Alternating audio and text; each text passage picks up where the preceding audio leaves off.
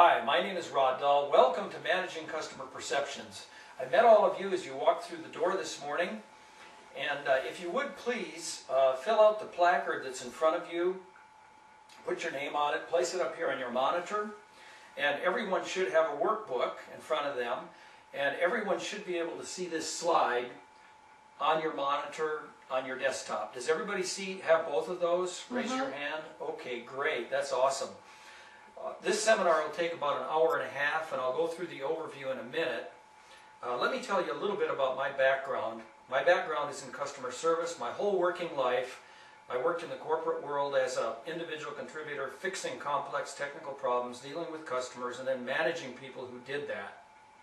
From there, I went in over the last 10 years or so into training and consulting, and I've developed several soft skills courses which I've taught all over the world, and I've also done assessments or audits of service organizations for many, many years, trying to help customers do a better job overall in their processes and their people and their tools in taking care of their clients.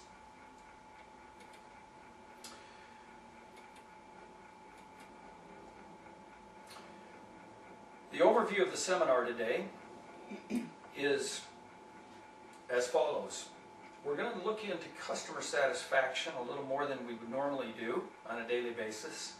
We're going to analyze perceptions versus results.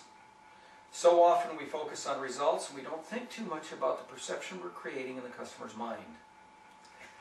We're going to do a negative impacts exercise where you're going to have a chance to replay those bad customer service situations you've had.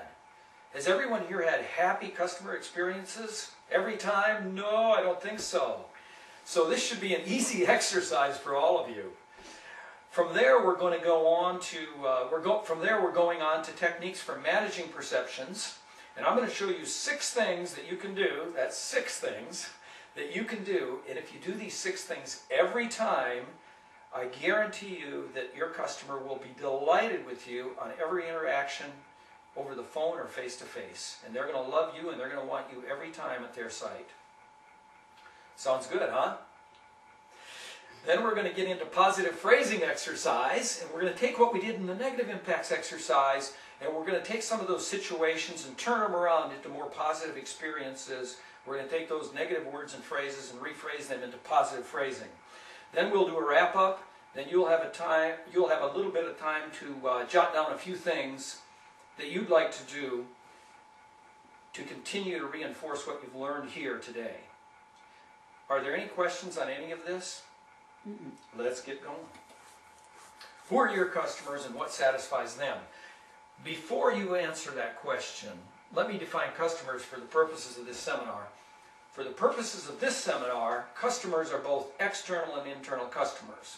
The other concept we want to have here is that every day we're exchanging roles as a supplier and a customer. So if you have a report that you're giving to me, you're my supplier, I'm your customer. I expect quality, I expect it on time. If I'm sending you, for example, a meeting notice or information you need to do your job, now I'm the supplier and you're the customer. So all day long we have a chance to practice those customer roles as well as those supplier roles. So with that concept in mind, dealing within your agency or external to it every day, who are your customers? Think about that. But really what I want answered is, what satisfies those customers? What satisfies your customers? I would think timeliness would satisfy my customer. Timeliness? Okay, that's good. What else? And I guess delivering what they expect you to deliver. That's right, and I'm glad you used that word expect, because we're going to be talking about expectations, and that's one of those 6 things that I mentioned earlier, so thank you, Jill. Let's move on. Customers are loyal to us if they're satisfied with what we do. If they're loyal, it means they buy from us again, they give us great references, they're more patient when the problem's difficult to resolve or we have a difficult situation, and probably most important, they're more cooperative and there's more of a partnership, so we're working together for a common cause. Does that all make sense? Absolutely. Good. Perception, the definition of perception is viewpoint, insight, or thoughts.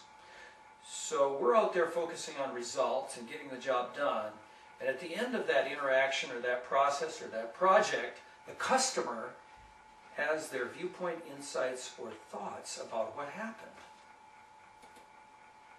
Let's look at decision to purchase. This typically applies to a new customer, but it could apply to an existing customer as well when we're starting a new project or we're going out to engage again on something. First of all, of course, ROI comes into play, which is return on investment. We always look at that. I'm going to invest this much in it. What's the payback for me in productivity, for example? I have a perceived value formula here that the customer also looks at every time, whether they realize it or not. Perceived value equals quality plus service, in brackets, minus cost. So quality refers to the products, primarily, or the service you provide. Service has more to do with the people, and usually we run into that more after the product is purchased.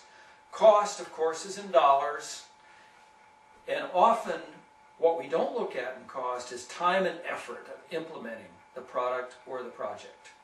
So again, perceived value equals quality plus service minus the cost. Everybody got that? Mm-hmm. Okay.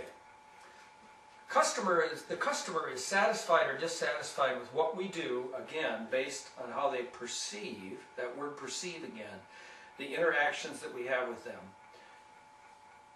Nothing's mentioned about results in there, is it? Mm-hmm. Nothing there about results.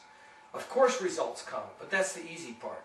So they're either going to be happy, they're going to be unhappy, or somewhere in between. There are three phases of customer interactions. There's the pre-sales phase, and you could say with an existing customer again or a new customer. There's a pre-sales phase, which is kind of the promise phase. There's presentations, lunches, we put our best foot forward, and initial perceptions are often very positive. It's pretty great, pretty exciting. We move into the post-sales phase, which is the excitement phase to me, and that's when our customer decided to buy our product or service. The project starts, training begins, planning begins, everybody's still pretty excited. There's a possibility here that maybe they call the service organization and they have not such a great experience, so there could be some doubts coming into the mind, but generally things are still pretty good. Then we start using that product or the service. That's the reality phase. Costs become apparent, especially in time and effort, and that's often what we don't look at. What kind of an experience did I have when the engineer came out? What kind of experience did I have when I talked to the service technician? What kind of an experience did I have when I followed up with the auditor's manager? And things like that. So I like to think of these three phases as dating. It's pretty exciting. Everything seems pretty promising. We like each other a lot. It's fun. Excitement phase, we put the ring on the finger. That's the engagement phase. And we start planning the wedding and talking about how great life is going to be. And then the production is the reality phase, and that's marriage. Now we're in it, and now we know what we have. And we got to decide what to do from there. And in most cases, we stick to it, we adjust, and we learn. However, our customers don't always do that. Sometimes they just go find somebody else to supply the product. Maybe that happens in marriage as well too often. Possibly. Anyway, we won't go there. Results versus perceptions. When we interact with a customer, we have both results and we have perceptions. The result is the known facts or details of the interaction. I went to the site, I did a quality audit, I interviewed the customer, I wrote a quality report, and I sent it back to the customer on time. That's the results. The customer perception is, again, we covered this, their viewpoint, insight, or thoughts regarding that whole process and that whole interaction. The report might look really great, but maybe they didn't think too much of you as the auditor or the customer service person. So often our perception of what happened is quite different than the customer's perception. And they're not equal because we've been focusing too much on the result and not the perception. So then, question, what is more important? Is it results or perception? We focus on tasks we're measured on that to produce results.